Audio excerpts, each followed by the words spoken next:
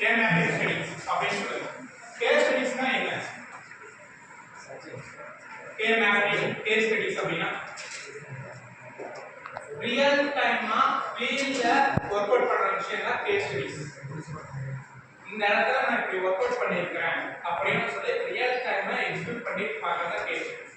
Once அந்த case studies கிடைச்சிருக்கு அப்படின்னா இது எந்த கம்பெனிக்கு நீடா இருக்கோ, இந்த ப்ராஜெக்ட் எந்த கம்பெனிக்கு நீடா இருக்கோ அவங்களுக்கு ப்ரொபோசல் அனுப்பலாம். இந்த மாதிரி எனக்கு ஒரு ஐடியா இருக்கு, நான் ஐஐடியில் ரிவ்யூ பண்ணியிருக்கேன், நான் ஜேர்னல்ஸ் போட்டுருக்கேன், உங்களுக்கு நீடா இருந்தா எடுத்துருக்கேன் அப்படின்னு சொல்லி ப்ரொபோசல் அனுப்பலாம்.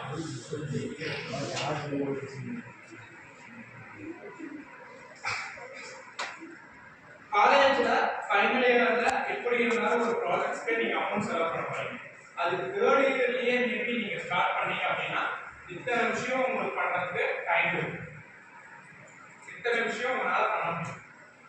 இல்ல அப்படின்னா ஆனா ப்ராஜெக்ட் எவ்வளவு அமௌண்ட் சொல்லுங்க, ஜிபே பண்ணணுமா இல்ல கேஷா பண்ணணுமா அப்படின்னு தான் பேசுறீங்க. கரெக்டா இல்லையா? இத்தனை விஷயம் நீங்க ஸ்டடி பண்ணிட்டீங்க அப்படின்னா நீங்க உங்களுக்கே தெரியும் அந்த லைஃப் ஸ்டைல் எப்படி நாம எங்க இடத்துல இருக்கிறோம், எப்படி நாம மூவ் ஆகிருக்கோம், எப்படி டெவலப் ஆகிருக்கோம் இல்லையா. அடுத்தது இதை பேஸ் பண்ணி நீங்க எய்தர் நீங்க ஜாப் போறதா, ஹையர் ஸ்டடிஸ் போறதா, ஸ்டார்ட் அப் பண்றதா, மூணு விஷயத்துல ஏதாவது நீங்க பண்ணுவீங்க. கான்டெக்ட்னா ஒரு பெரிய விஷயம் கிடைக்கும். ஐஐடியில் இருக்க ஒரு ப்ரொஃபஸர் கூட உங்களுக்கு ஷேர் பண்ண ஒரு பெரிய விஷயம். ஏதாச்சும் ப்ராஜெக்ட் நம்ம கொலாபரேட் பண்ணலாம்னு சொன்னாங்கன்னா சில கேட்க முடியும். ஒன்ஸ் நீங்க வெளிய போனா மட்டும்தான் you should learn more things. நீங்க டெவலப் பண்ணீங்கன்னா மட்டும்தான் learn more things. இல்ல அப்படின்னா புதுசுல என்ன சொல்றேன் ஃபைனல் இயர் ப்ராஜெக்ட் சொல்லவே தான் படிக்கணும். இதுல நோட்ஸ் பிளான் பண்ணுங்க. செகண்ட் இயரா இருந்தாலும் சரி பிளான் பண்ணுங்க. லேர்ன் பண்ணதுக்கு என்ன சப்போர்ட் வேணுமோ அந்த சப்போர்ட் எடுத்துக்கங்க. எங்கெங்கெல்லாம் யூஸ் பண்ண முடியுமோ யூஸ் பண்ணுங்க. கம்பெனிஸ் போய் அப்ரோச் பண்ண முடியுமா அப்ரோச் பண்ணுங்க. நீங்க ஆக்சுவலா ஈஸியா இண்டஸ்ட்ரியல் ப்ராஜெக்ட்ஸ் எடுக்கலாம். இதை வச்சு நான் ஆல்ரெடி ஒர்க் பண்ணியிருக்கேன் அப்படின்னு சொல்லி ஆம்பியர் பைக் தெரியுமா? ஆம்பியர் இ பைக் ஆம்பியர் அப்படின்னு சொல்லி பிளாக் கலர்ல ஸ்டோன் போட்டு டாக்டர் ஷோரூம் மாதிரியே வச்சிருக்காங்க. அவங்க தான் செகண்ட் பிளேஸ்ல இருக்காங்க இ பைக்ல. ஆம்பியர் சொல்லி நம்ம பயணத்துக்கு பேஸ் பண்ண கம்பெனி சூடு.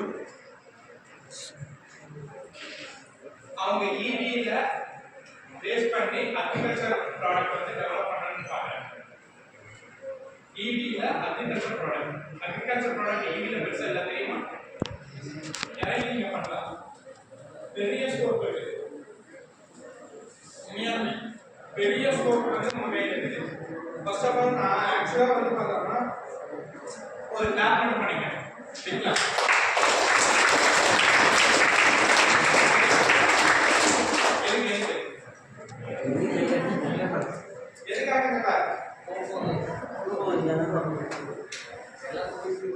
எல்லாத்துக்கும் எடுத்துக்காக இல்ல, நீங்க அக்ரிகல்ச்சர் டிபார்ட்மெண்ட் எடுத்துக்காக.